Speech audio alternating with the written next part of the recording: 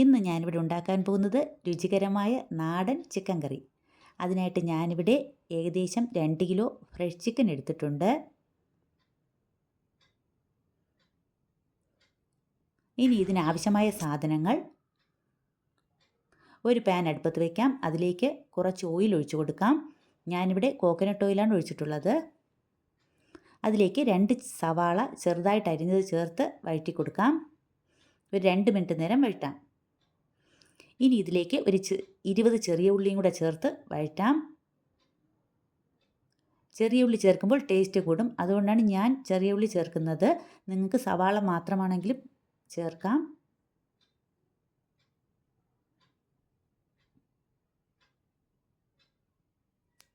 ഇനി ഇതിലേക്ക് ഇഞ്ചി, വെളുത്തുള്ളി, പച്ചമുളക് ഇത്രയും ഒന്ന് ചതച്ച് അതും കൂടി ചേർത്ത് നന്നായിട്ടൊന്ന് വഴറ്റി കൊടുക്കാം. കുറച്ച് നേരം വഴറ്റി ഉള്ളിയൊക്കെ ഒരു ബ്രൗൺ കളർ ആവുന്നത് വരെ വഴറ്റി കൊടുക്കാം.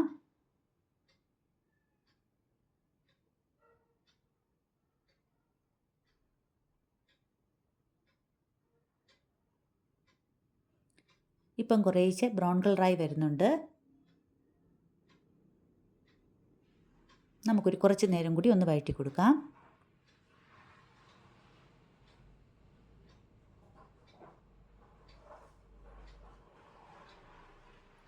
ഇപ്പം നമ്മുടെ ഉള്ളിയെല്ലാം മൂത്തിട്ടുണ്ട്. ഇനി നമുക്ക് അതിലേക്ക് കഴുകി വൃത്തിയാക്കി വെച്ചിരിക്കുന്ന ചിക്കൻ ചേർത്ത് കൊടുക്കാം. കുറച്ച് ഉപ്പും കൂടി ചേർത്ത് ഒരു 1/2 ടീസ്പൂൺ മഞ്ഞൾപ്പൊടിയും ചേർത്ത് നമുക്കൊന്ന് ഇളക്കി കൊടുക്കാം. ഇനി ഇത് കുക്കറിലേക്ക് മാറ്റാം. നാടൻ ചിക്കൻ ആയതുകൊണ്ട് കുക്കറിലിട്ട് ഒരു 2-3 വിസിൽ കേൾക്കണം.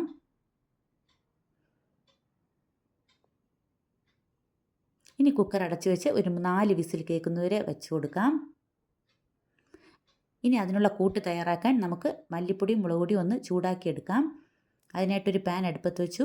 ഒരു 4 ടേബിൾ സ്പൂൺ മുളക് പൊടി ചേർത്ത് ഒന്ന് ചെറുതായിട്ട് ചൂടാക്കി മാറ്റാം.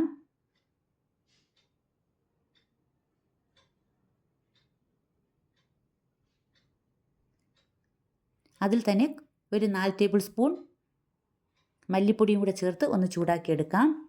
എന്നിട്ട് ആവശ്യത്തിന് നമുക്ക് ചേർത്ത് കൊടുക്കാം.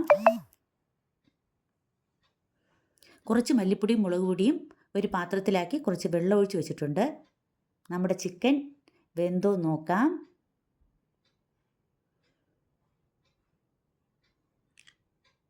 ഞാൻ വെള്ളമൊന്നും ഒഴിച്ചിട്ടില്ല, പക്ഷേ ചിക്കനിൽ നിന്ന് വെള്ളം ഇറങ്ങിയിട്ടുണ്ട്.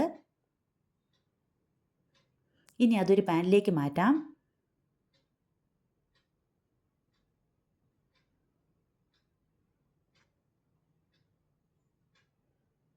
ഇനി നമ്മൾ തയ്യാറാക്കി വെച്ചിരിക്കുന്ന കൂട്ട് അതിലേക്ക് ചേർത്ത് കൊടുക്കാം. കുറച്ച് വെള്ളവും കൂടി ചേർത്ത് നമുക്കൊന്ന് ഇളക്കി നോക്കാം. 1 ടീസ്പൂൺ ഗരം മസാല, 1 ടീസ്പൂൺ കുരുമുളക് പൊടി ഇത്രയും ചേർത്ത് ഒന്ന് നന്നായിട്ട് ഇളക്കി അടച്ച് വെച്ച് ഒന്ന് തിളച്ച് വരുന്നത് വരെ വെയിറ്റ് ചെയ്യാം. ഇപ്പം ചെറുതായിട്ട് തിളച്ച് തുടങ്ങിയിട്ടുണ്ട്. ഇനി കുറച്ച് നേരം കൂടെ അടച്ച് വെച്ച് നല്ലതുപോലെ തിളക്കട്ടെ.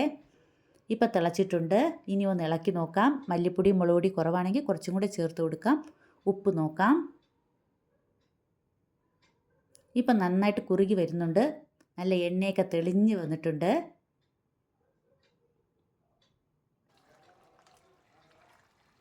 ഇപ്പം നമ്മുടെ ചിക്കൻ ഏകദേശം റെഡി ആയിട്ടുണ്ട്.